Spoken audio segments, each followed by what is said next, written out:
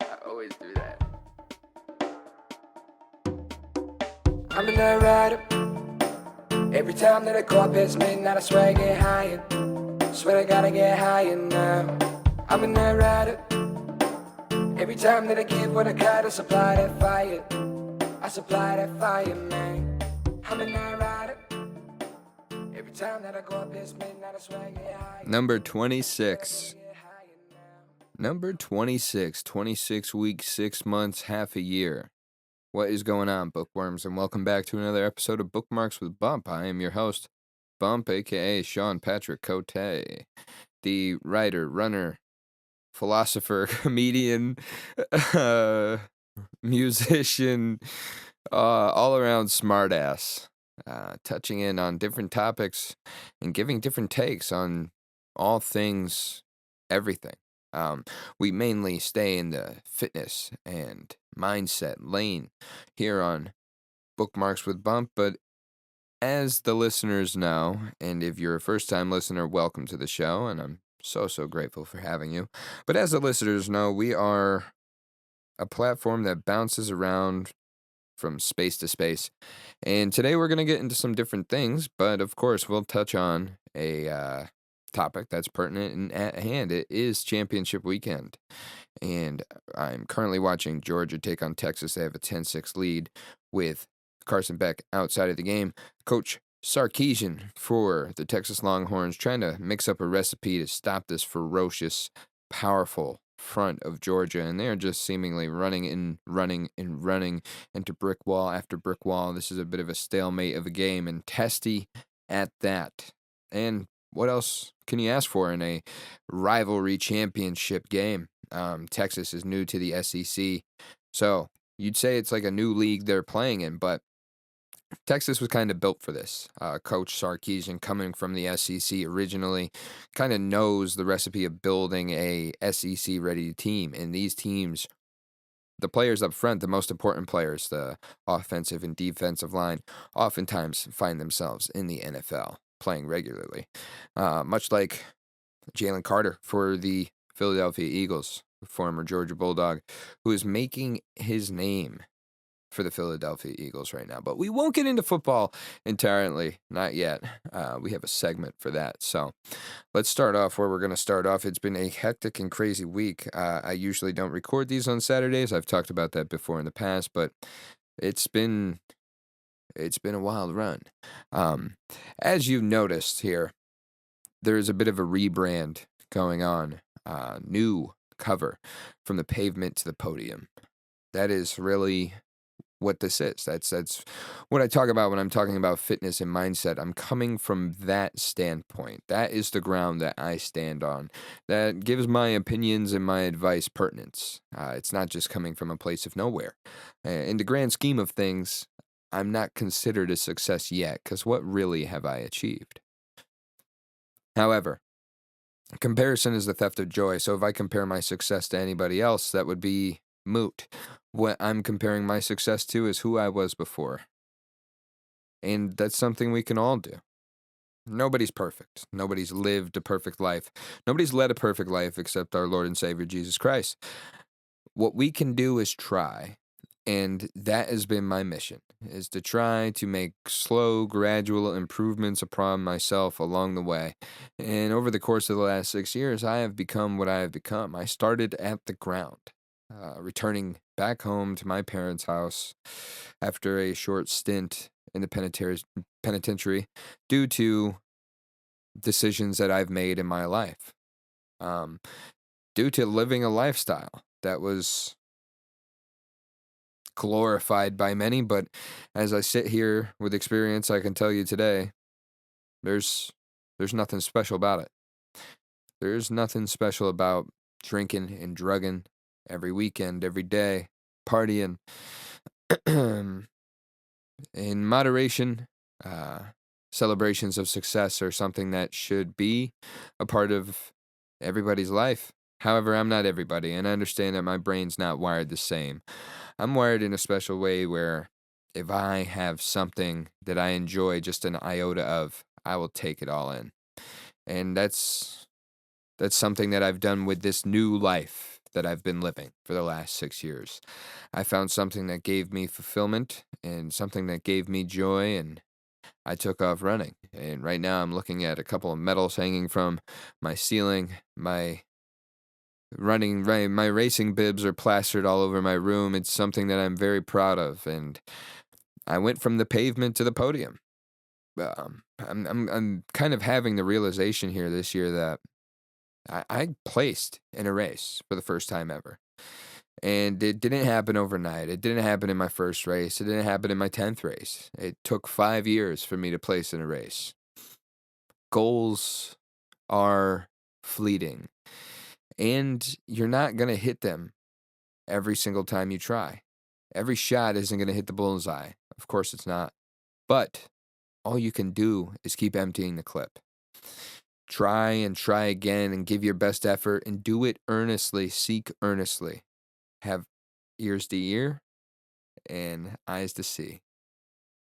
And that's what I've used this gift, this rebirth for. And going through this past race season, I realized that I'm not at the top by any means. So, what did I do this week? What's got me so busy? I saw a running coach on Tuesday.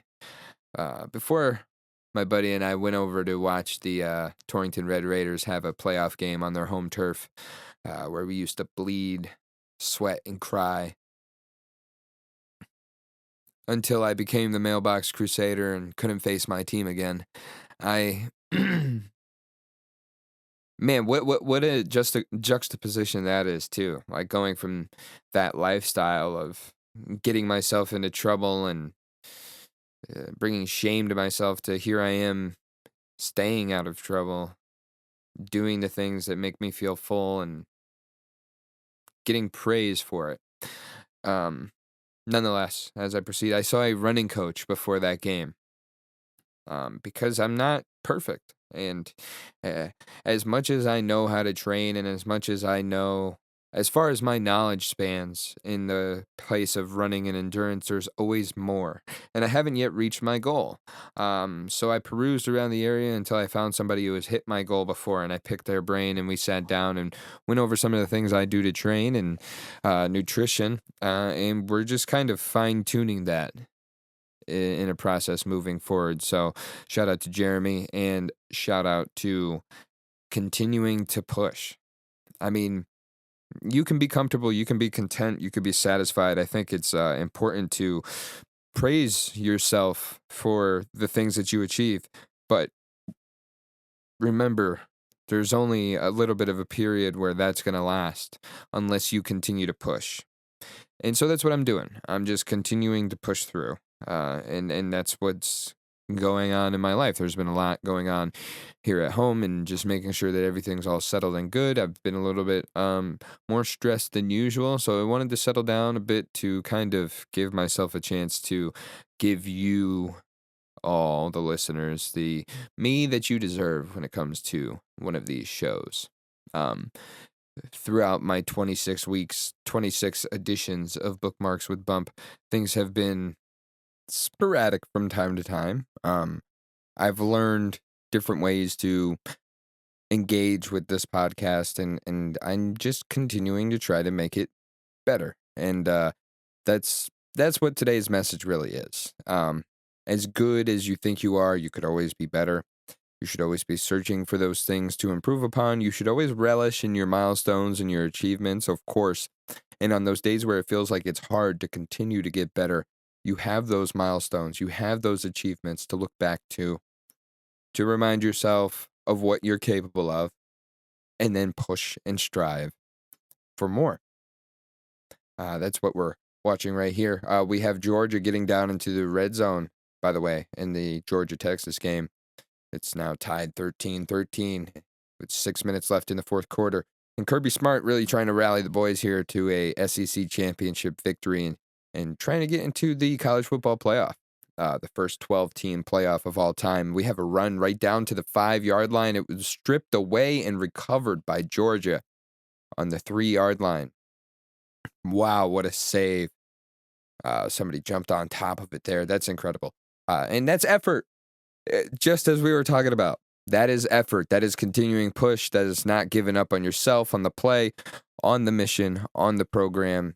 If it's there, go for it. And that's what the Georgia Bulldogs did by jumping on top of that fumble. It's funny how things all seem to come together like that from time to time.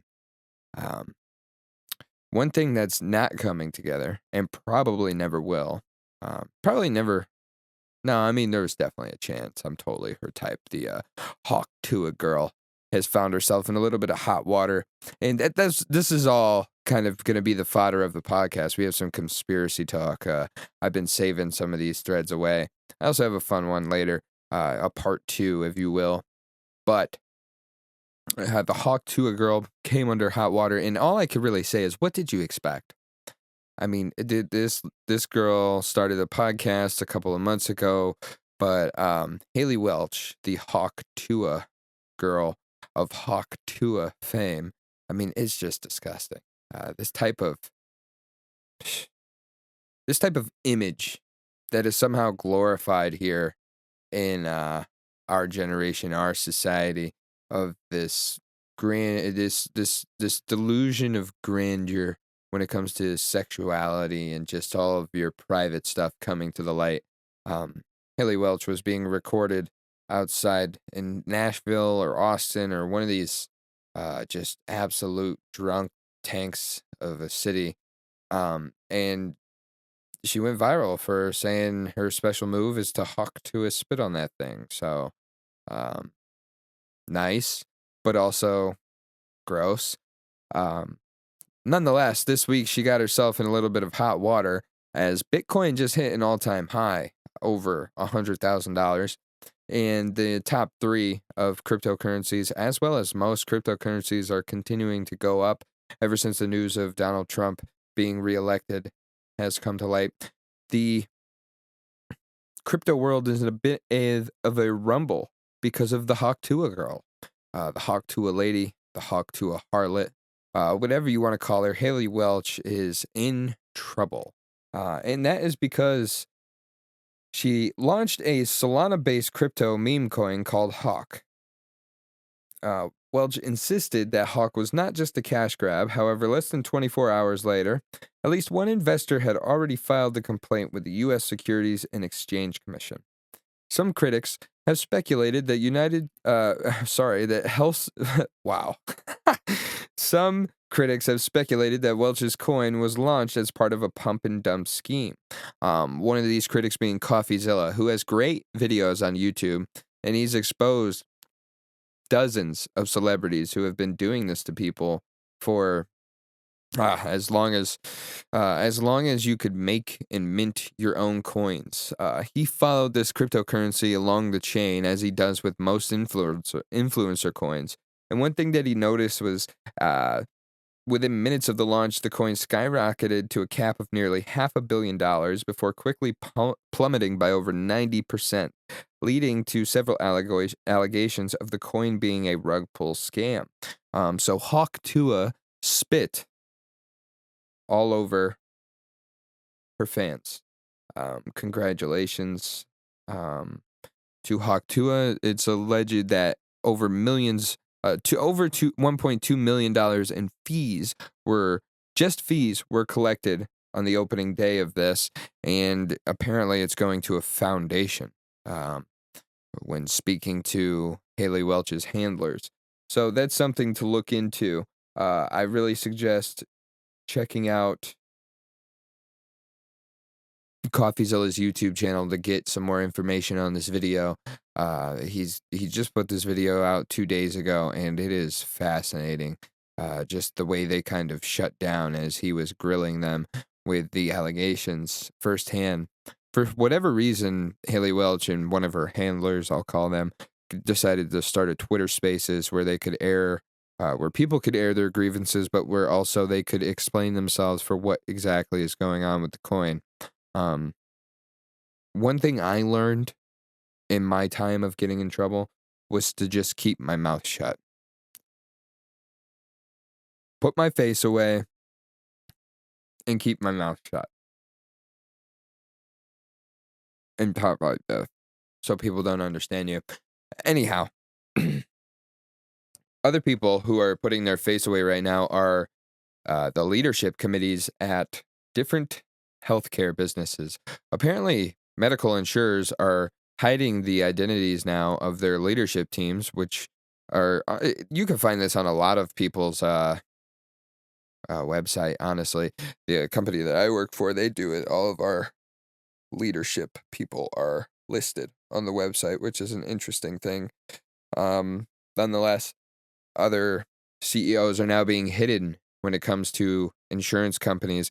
And that is because the CEO of United Healthcare, David Weichman, was shot multiple times in Manhattan outside of the Hilton Midtown Hotel. The shooting happened before 7 a.m., and the gunman fled the area. The words "deny, depose, and defend" were carved into the live rounds and shell casings found at the scene. Interesting. Now, the conspiracy going around was, is this an assassination attempt trying to be disguised as a unhappy insurance customer, or is this an actual unhinged person who is carving words into bullets and shooting these bullets at a prominent healthcare figure? If so, what a power move. Also, what a lunatic. I guess they have pictures of this guy in a Starbucks. There's a story going around that his face was only shown, his mask. He only dropped his mask because the girl behind the counter was flirting on him. Nice. I mean, right? It's only fitting that a killer, an actual cold-blooded killer, is getting all the girls in the story. This is just something out of a comic book, something unbelievable, and something that spilled a lot of blood. And who knows? Who knows what was in that blood? According to the Paranoid American, adrenochrome. Adrenochrome is something that's in blood. Adrenochrome is something that I'm sure all of us have heard about from time to time. Something that the elites use, and this is what they're stealing the babies for their adrenochrome-rich blood. As we go through this thread, there will be a note on children, specifically the adrenochrome that could be acquired from them or not. Nonetheless, we have a thread here that's full of facts and fiction on the infamous psychedelic drug made from human blood. Adrenochrome isn't even real, is the first claim, which is false. Adrenochrome is very real. It was discovered as early as 1923 by Abderhalden and Gellhorn, who detailed a deep color of some adrenaline-based solutions that were left at room temperature for 24 hours, concluding that the more deeply colored solutions were less active. In other words, adrenaline will spontaneously break down at room temperature. Claim: the connection between rabbits and adrenochrome is just a conspiracy theory. False. In fact, an interesting coincidence is that adrenochrome was discovered specifically during experiments with rabbits, and subsequent studies were also from rabbits. In 1931, Marion O.P. Wiltshire published a study titled "The Influence of Tissues and Amino Acids on the Oxidation of Adrenaline" from Physiological Laboratory of the University of Bristol. Not Connecticut, that's for sure. Included in the introduction to Wiltshire's research was a note that rabbits' intestines are used in all experiments. The rabbit is killed by a blow to the head, and the whole of the small intestine removed with a mesentery and placed in the ringer solution. Claim: the connection between adrenochrome and Freemasonry is just a conspiracy theory. False. Interesting. In 1934, Melvin M. Johnson, acting on behalf of the Supreme Council, 33 degree of the ancient accepted Scottish Rite, Northern Jurisdiction. What a name these Freemasons have, huh? These lodges all have the longest names. Georgia kicks a field goal to go up 16-13 with 4 minutes and 32 seconds left in the SEC championship, setting up a comeback drive for Quinn Ewers and the Texas Longhorns. We will see. Anywho, the Freemasons started a fund of over $5 million, $30 million adjusted for inflation, to research dementia praecox. Nearly all of the published research on adrenochrome dating between the 1930s to 70s credits the Scottish Rite for funding in their papers. Claim: the media has only started covering adrenochrome recently. False. Even outside of medical research papers, the discovery and use of adrenochrome was advertised nationally in many different outlets. For example, this is from the Montana Oil and Mining Journal in 1942. An easy chemical reaction turns adrenaline in test tubes into a dark red powder known as adrenochrome. It is not the least poisonous. It can be synthesized. A present drawback is difficulty to make it keep long. Adrenaline relieves high blood pressure. And we talk about the elites are all old, and they're maintaining their health. One pandemic amongst the American elderly is high blood pressure and high cholesterol. If adrenaline is relieving high blood pressure, perhaps this is something that's keeping them young. Let's move on. Adrenochrome isn't psychedelic, and that is false. Groovy, dude. According to the 1952 Scottish Rite Formal Report, and many other published studies by Abramhofer, the only people who were disproving the psychedelic effects of adrenochrome had no experience with it. Every paper published so far on adrenochrome showed that it was psychologically active and changed behavior in man and animals. What about women? No equality back then, you know what I mean? A curious situation resulted in which many who had worked with adrenochrome provided data that showed it was hallucinogenic, while several who had not studied adrenochrome insisted that it was not. Claim. Adrenochrome was first popularized by Hunter S. Thompson, 1971. Quinn Ewers throws an interception. Oh, man. Does this change the entire game or what? Quinn Ewers, targeting number 2 on the right-hand side, throws the ball quickly into tight man coverage, and it's picked off by the corner who just jumps in front of the route. Wow. That was a one-read throw. He was feeling the pressure of the right tackle getting pushed into him, and he just forced it. And he's looking pretty regretful now because Georgia can kind of run the ball at will here. With a 3-point lead, this is tight. All right. So, claim adrenochrome was first popularized by Hunter S. Thompson, 1971. False.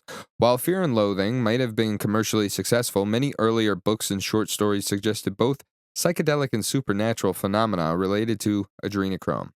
For example, Blood of a Wig by Terry Southern, published in 1967, describes stealing the adrenochrome-rich blood of a schizophrenia patient and vividly experiencing the patient's life as a result. Claim. Adrenochrome isn't psychedelic. Again, false. In fact, adrenochrome is listed first in Legal Highs by Adam Gottlieb, published in 1973. It even clearly states that adrenochrome causes... It even clearly states that adrenochrome causes chemically induced schizophrenia. Its semicarbazone does not. Semicarbazones are crystalline compounds that form when adrenochrome reacts with a semicarbized to create a non-psychedelic self-stable version. That's a powder. Crystalline is a powder. These guys are snorting adrenochrome out in the bathroom. Claim adrenochrome is made more potent from fear. Unproven. This claim is related to a combination of factors, including a 1959 Vincent Price movie called The Tingler. Look at that. Back in the day, we had the Tingler. Nowadays, we got the Rizzler. Some things never change, huh? Clockwork Orange and Fear and Loathing and It were spiking the fact that adrenaline production is linked to fear. Okay, claim from 2022. The Daily Show with Jordan Klepper. You can get it online. This claim is true. While technically true, the forms of adrenochrome advertised online are typically stable semicarbazones, which renders adrenochrome inactive as a psychedelic. This is noted in Legal Highs, 1973, Scottish Rite Formal Report, 1952, and even the 1923 paper by Aberhalden and Gellhorn. Claim, adrenochrome isn't psychedelic. Again, false. In fact, a declassified top-secret video from the 1955 MK Ultra test, which specifically cites adrenochrome as a hallucinogenic drug at 23 minutes in. This is something interesting. I'm going to have to come back through this thread and watch this video because I love stuff like this. The early formation of the CIA and the alphabet agencies. This is something to really dive into and kind of see where the conspiracies of this country really start. Another claim from 2022 Daily Show is that it's not used for anything. Some used it in the 1960s to treat schizophrenia, but it showed no promise. This is false. Aside from the multiple sources showing adrenochrome is psychedelic, a 1977 study titled The New Anti-Migraine Drugs Used in the Treatment of Children and Adolescents noted that 7 out of 9 cases of migraines in children were alleviated by adrenochrome. Why are you giving kids drugs, man? Claim adrenochrome is more potent in children. This is unproven. In fact, all studies show that adrenochrome produced by any animal's adrenal glands, young or old, is chemically the same. However, there are interesting studies about pineal glands having a more potent effect on children versus adults. The conflation between pineal gland and adrenal gland lore might stem from these studies, dating back to the early 1900s. Many of these studies made claims that pineal gland was linked to moral development. And even a 1914 headline published in a Times Dispatch of Richmond, Virginia, reading, "A food that does away with youth, that can rapidly turn children into men." Now, what if this is the thing? What if this is where they're trafficking kids off to? They're stealing their pineal glands. They're putting it into food in this country. And the imaginations and innovations have gone to trash.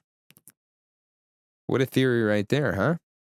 Interesting coincidence, this article about feeding children pineal glands to accelerate puberty was published, alongside an illustration of Moloch with the headline, "Victims of Moloch, into the open and fiery jaws of a monster."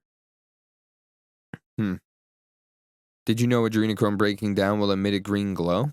A green fluorescence develops and then disappears. This is cited by Dr. G.B. West's oxidation of adrenaline in alkaline solution. The green fluorescence was assumed to be from the chemical luso-adrenochrome. Adrenaline starts as a clear liquid. However, over time it will naturally degrade at room temperature. Expired EpiPens will turn pink to indicate that it has started to break down into adrenochrome. If you have any EpiPens laying around, you got some adrenochrome. Get young. When isolated, adrenochrome has been described as red, dark red. In liquid form, adrenochrome has a pH of 7.4. That pH causes adrenochrome to brown melanin-like pigments, a reaction which takes place very slow at a more acidic pH. Citation: Mechanism of the catalytic oxidation of adrenaline by ferritin. 1956 May edition of the Journal of Biological Chemistry. Wow, man. There are more studies on this thing that is supposedly fake than anything that I know that's real. That's crazy talk. We'll move on through the thread here. Another claim is that adrenochrome is youth serum, and this is unproven. And this is what I've been talking about. This is what everybody talks about when it comes to adrenochrome and why the elites are harboring the youth to steal it. This claim is unproven. The youth serum claims tend to come from conflation with stem cell research and or apply to more supernatural beliefs. But this is something incredibly interesting. There is something incredibly interesting here outside of the mystical. High levels of adrenochrome have been shown since the 1930s to correspond with schizophrenia. Schizophrenics produce more adrenaline, forcing the body to break all that adrenaline down into adrenochrome. This results in having 4 to 10 times the amount of adrenochrome in their blood compared to non-schizophrenics.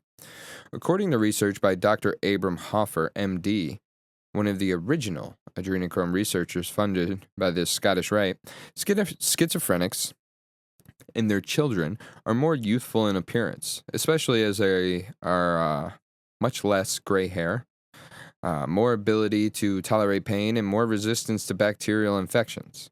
This does imply a link between adrenochrome and living longer, more youthful life. However, it does not seem as though adrenochrome causes this. It's just an indicator. Just like it's not the munchies that get you high, it's the high that gives you munchies. And it's the high that probably makes this guy such a paranoid American. This is from the Journal of Orthomolecular Medicine, Volume 9, Number 4, 1994. Hey, that's when I was born.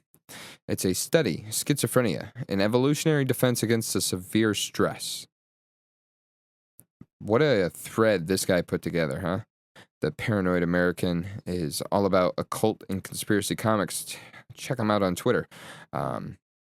He is quite the trendsetter, and another trendsetter here. This is a part 2. We have a second Nike versus Adidas thread. We did one back. Must have been when were the Olympics going on? July, August? Around that time, we had a thread on how Adidas was the sponsor of the 2012, I think, or 2008 Summer Olympics. And despite being the leading sponsor and supplier of athletic wear, Nike still found a way to take over during that period in time and sold, I think, 400% more than Adidas at the time, just due to their marketing and due to their ads. They're marketing geniuses, and this will be proven in this thread here. This is by George M. Groth. It's early 1984, and Nike is getting crushed. Basketball was controlled by two giants. Converse had Magic and Bird. Adidas had Kareem. Nike, they had a 17% market share and no stars on the board. They needed a miracle. A promising college guard was about to sign with Adidas, his dream brand since day one. Then, at the final meeting, Adidas decided they weren't interested in basketball. Wow. 40 years later, it seems like a lot of people are feeling the same way. The name of the kid they were speaking to? Michael Jordan. Nike saw their chance. They decided to make Jordan an unprecedented offer. An offer he couldn't refuse. $500K per year. That was 5 times anybody else at the time. His own shoe line. We know how that worked out. And complete creative control. The sports world thought Nike was crazy. Then, their worst nightmare came true. October 18th, 1984. Jordan steps on the court in a pair of black and red Nikes. Nike had forgotten one small detail. An NBA rule. Shoes must be white. The league banned them instantly. Nike's choice? Change colors or pay $5,000 per game. Their response? To pay every single fine of that rookie season, over $410,000. And they turned it into an ad. The NBA can't keep you from wearing them. And now listen. They could keep you from wearing them on the court if you didn't have a pocket as big as Michael Jordan's brand here. But they couldn't stop you from wearing them on the streets. The ban campaign exploded. Kids wanted the shoes the NBA didn't want them to have. Stores couldn't keep them in stock. I'm shocked by the way I'm speaking. Holy smokes. Fights broke out over new releases, and Nike had created something new, sneaker culture. And the sales numbers?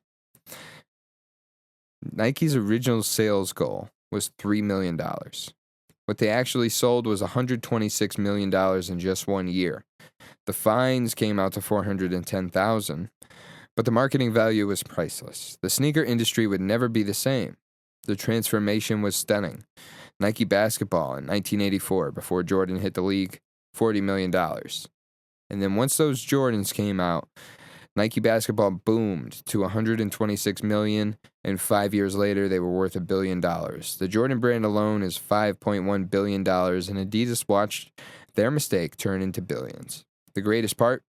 Jordan has made $1.7 billion from Nike. That's more money than he earned in the NBA. All because Adidas said, sorry, we're not interested in basketball. The one thing they are interested in is money, and they lost a ton of it. Today, Nike and Jordan brand control 86% of basketball shoes. Adidas barely 5%. One meeting in 1984 changed everything, not just for shoes, for all of sports marketing. The lesson? In business, products can be copied. Prices can be matched. Features can be improved.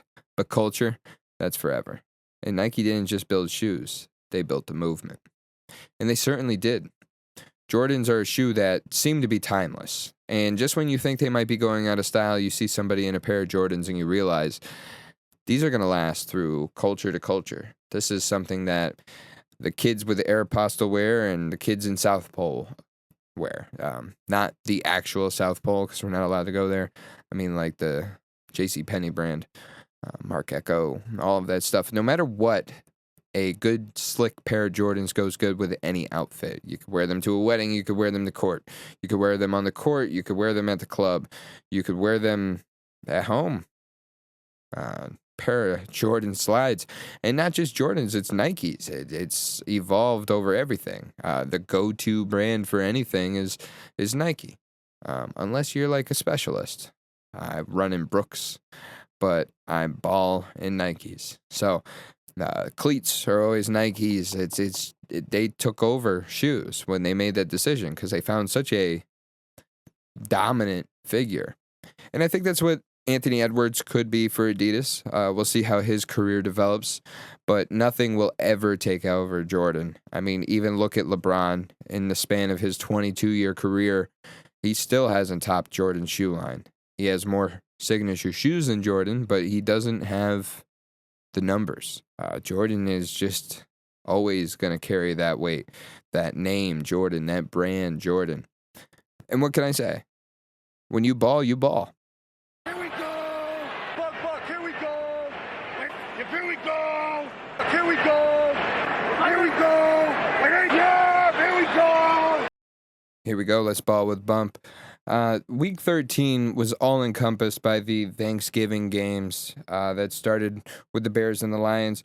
And Eberflus is fired.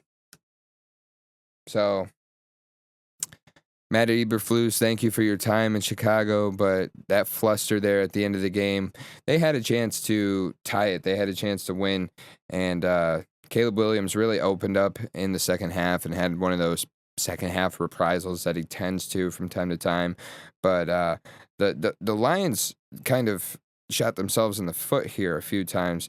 Jahmyr Gibbs had a goal line fumble, and the Bears defense was good enough to force 4 field goals, not letting the Lions get into the end zone much. Torrey Taylor, the punter for the Chicago Bears, the rookie out of Iowa, has really been a big piece to help out the Chicago Bears team, who can't always get the offense rolling. But it comes down to the end of the game, and there's about 36 seconds left, no timeout, and they took about 15 seconds to get the play into Caleb Williams. Those situations should be coached and should be ready. Those teams should be really ready to go. The second game of the day was the game that we all thought would be a stinker. Who's going to want to watch this? There's not going to be a lot going on here. 2 backup quarterbacks, but the Cowboys' defense returned.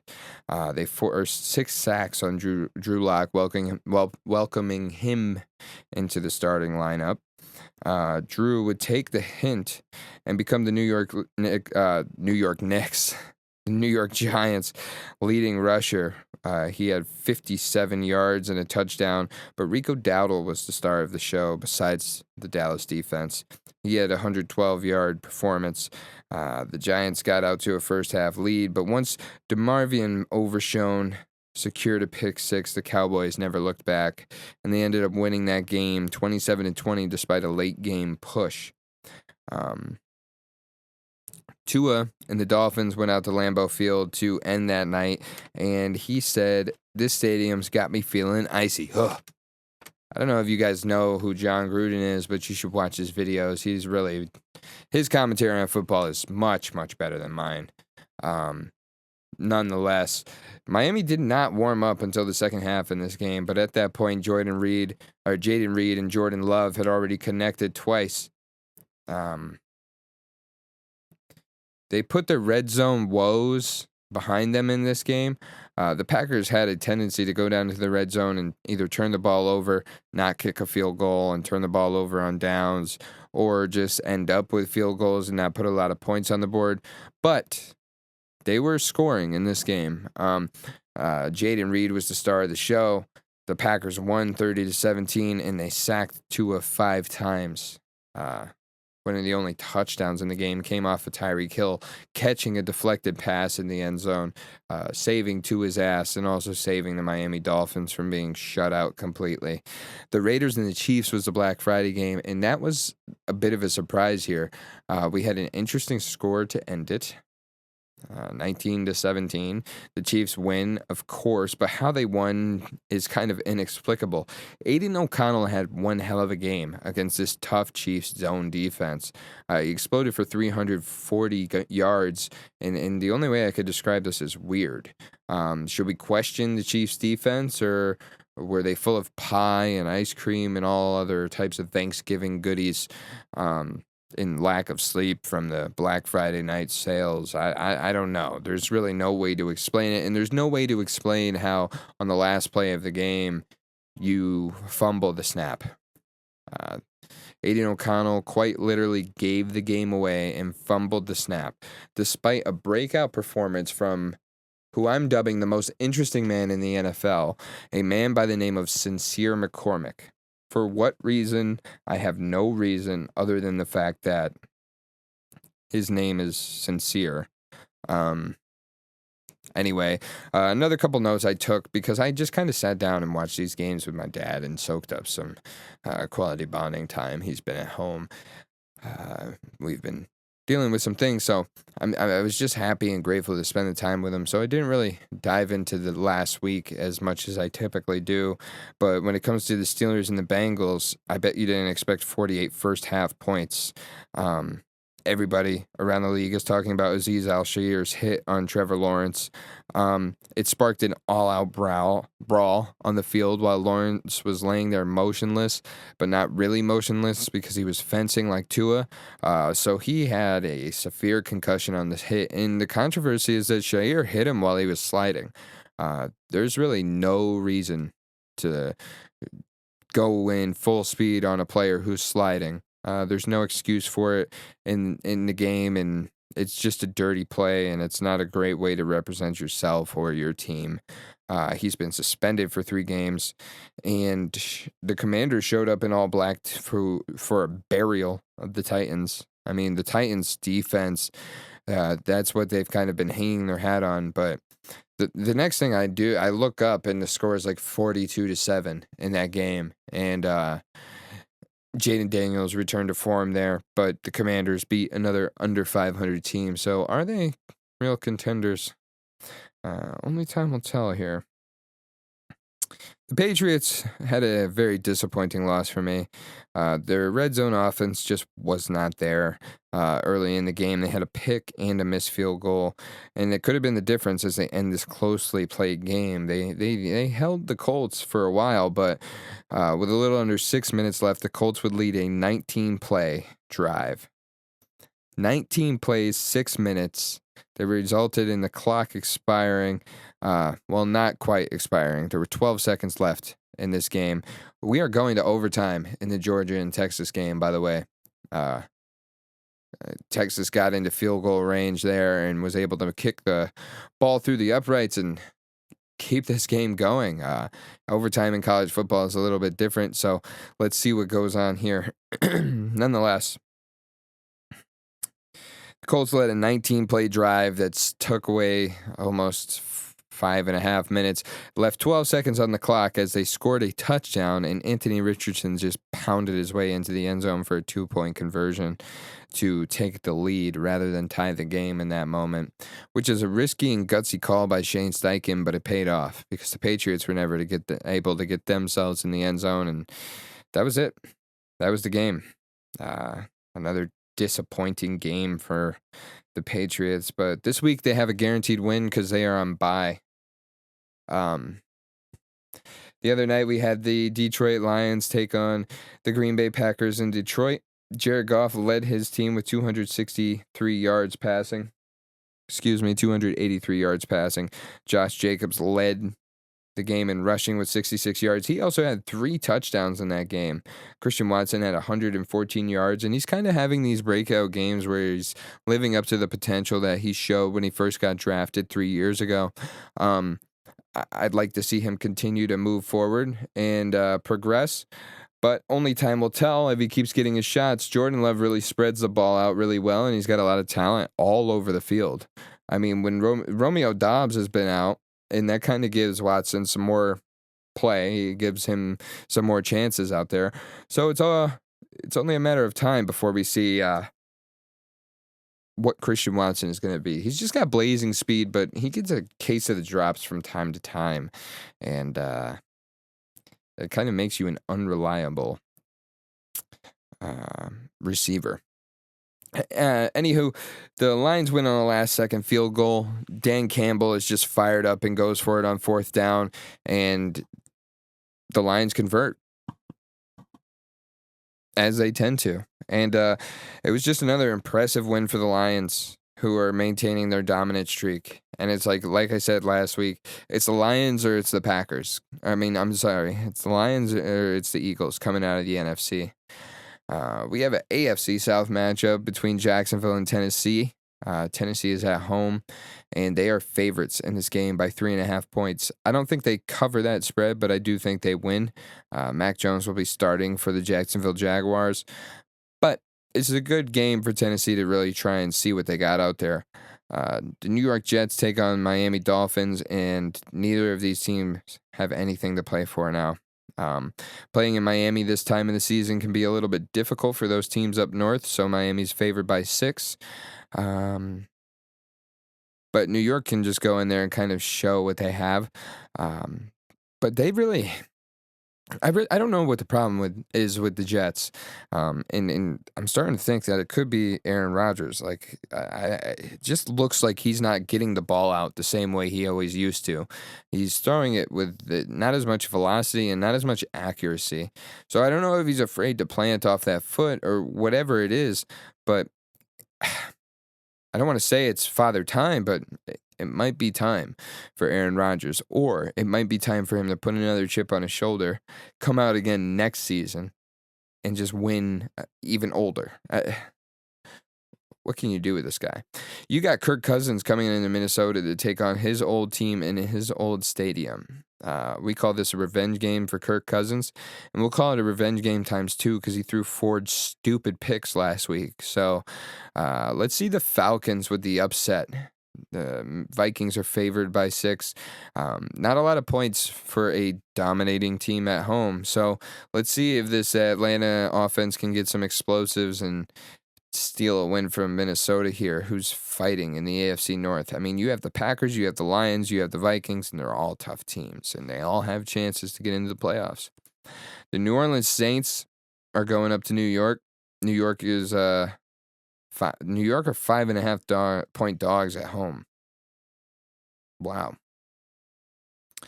The New Orleans Saints are playing without Taysom Hill right now. Taysom Hill tore his ACL in the last game, and that's very unfortunate to hear because he was starting to break out into a new role under this new head coach and this new regime. Who knows if the coach will stick around, but we have Texas taking their first snap from the 25-yard line in this first overtime section here. Quinn Ewers with a quarterback keep and a 5-yard gain. Let's go with the Saints playing for Taysom Hill. Let's see Derek Carr take on his brother's old team, and yeah, they'll cover the spread. We got a more interesting spread here with the Philadelphia Eagles being favored by 13.5 over Carolina. I think Bryce Young and the Panthers cannot cover this spread. I'm just thinking about the cornerbacks and the safeties for the Eagles kind of having a more they have a big reprisal this year. I mean, they had a core in their Super Bowl year that was just, I mean, they were just dogs, for a lack of better terms. I mean, and that's exactly what Nick Sirianni wants to hear, right? But they were dogs, 100%. And now you have Quinion Mitchell, the rookie, and you have C.J. Gardner-Johnson playing strong safety. The mix of Reed Blankenship and Cooper DeJean, like these guys are all just absolute animals. Darius Slay Jr. is having a great year. So I like the Eagles to cover that spread. They might win by 30.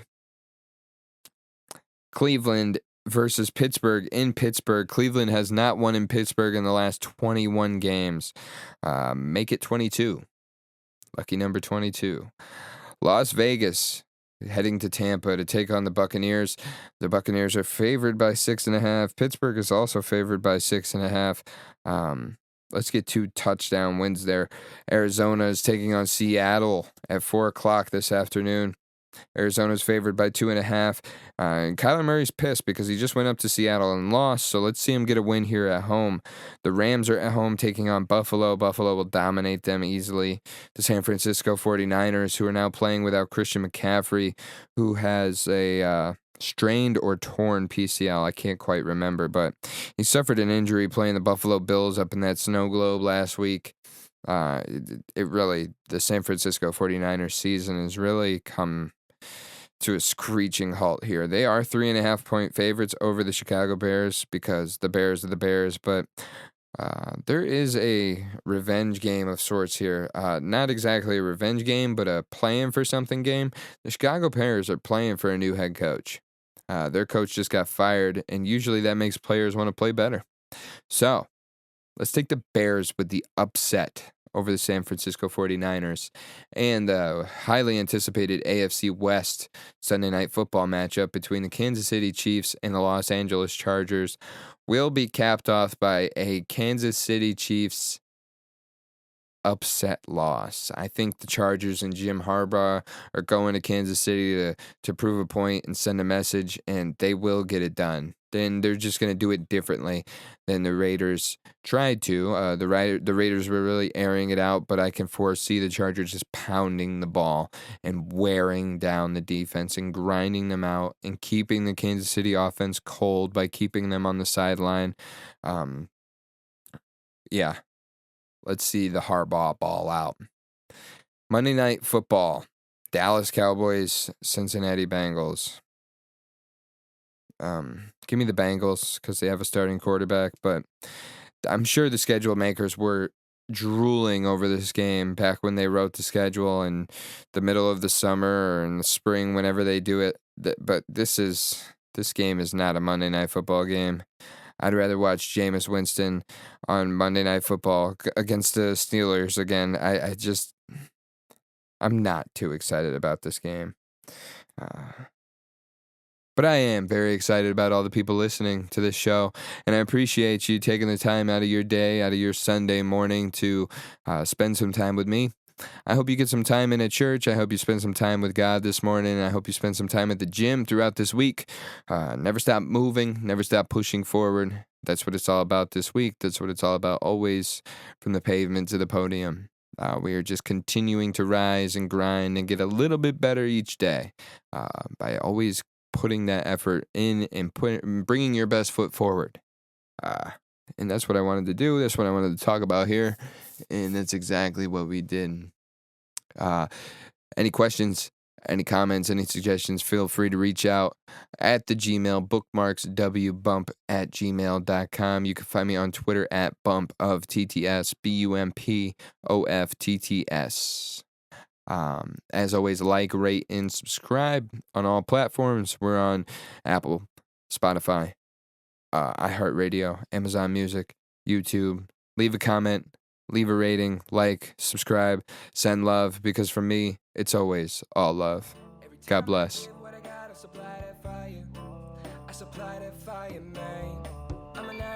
I've been riding a wave like I surf. I've been leaning in and out of work. I could show you what it's worth. Money to the ceiling, I started at the dirt. I've been riding a wave like I surf. I've been leaning in and out of work. I could show you what it's worth.